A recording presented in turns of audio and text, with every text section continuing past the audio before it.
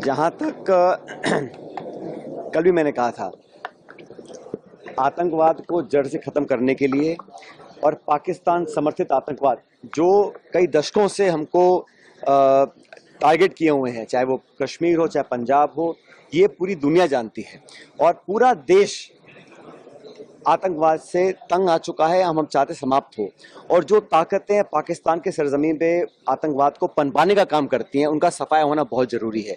इसमें कोई दो राय नहीं है, इसमें कोई अलग अलग बात करने का मतलब नहीं बनता। सारे दल, पक्ष विपक्ष, पूरा देश एकजुट है और होना भी चाहिए।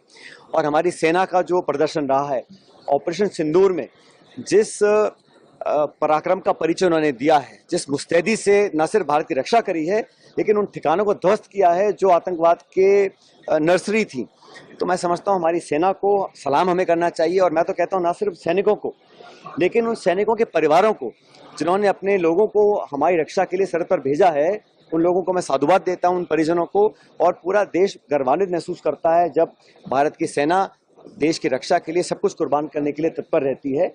और मुझे लगता है कि पूरी दुनिया में सबसे प्रोफेशनल आर्मी अगर कोई है तो भारत की है। लेकिन जिस प्रकार से युद्ध विराम किया गया, उसकी घोषणा एक तीसरे मुल्क के राष्ट्रपति करते हैं, ये अप्रत्याशित है। आज तक कभी ऐसा हुआ नहीं है। और क्योंकि पाकिस्तान ने सीज फायर की घोषणा के चंद घंटों बाद उसका वायलेशन किया, कश्मीर बॉर्डर पर लगातार मोटर बॉम्ब्स और फायरिंग करी, कई निहत्थे लोगों की, निर्दोष लोगों की जानें गई हैं। तो जिस देश से आपने समझौता किया है, क्या विश्वसनीयता है उसकी, क्या क्रेडिबिलिटी है कि आगे इस प्रकार के काम नहीं होंगे। और मुझे तो इस बात की भी चिंता है कि IMF ने अभी एक बहुत बड़ा लोन उनको दिया है और अमेरिका के राष्ट्रपति कहते हैं बहुत व्यापार करेंगे पाकिस्तान के साथ। जो संसाधन पाकिस्तान के पास हैं उसका वो दुरुपयोग नहीं करेंगे, इसकी क्या गारंटी है? वो टेरर फंडिंग दोबारा चालू नहीं करेंगे, इसकी क्या गारंटी है? इसलिए सरकार को स्पष्ट करना चाहिए कि क्या आश्वासन उनको मिला है। क्योंकि हम लोग चर्चा करें आतंकवाद की और अमेरिका ने नया शगुफा छोड़ दिया है कश्मीर का। कश्मीर की तो चर्चा ही नहीं थी भाई, ये अलग अलग मुद्दे हैं और कश्मीर द्विपक्षीय मामला है। इसका अंतर्राष्ट्रीयकरण करना मैं समझता हूँ बड़ा दुर्भाग्यपूर्ण है, होना नहीं चाहिए।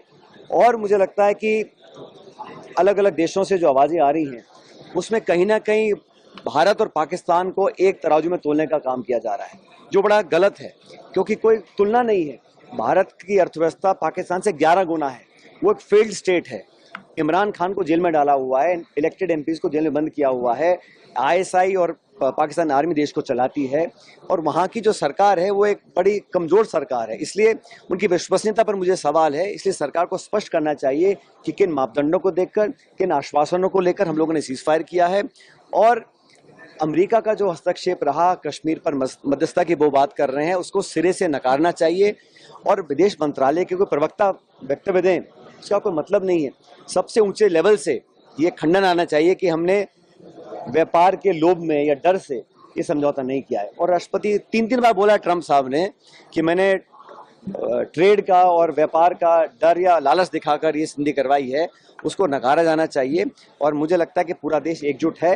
आपको याद होगा 22 अप्रैल को जब घटना घटी, सबसे पहले खरगे साहब ने प्रेस कॉन्फ्रेंस करके कहा हम सरकार के साथ हैं। और आज भी जहाँ तक देश की अखंडता, सुरक्षा और फौज की बात है, हम सब लोग एक थे और एक रहेंगे।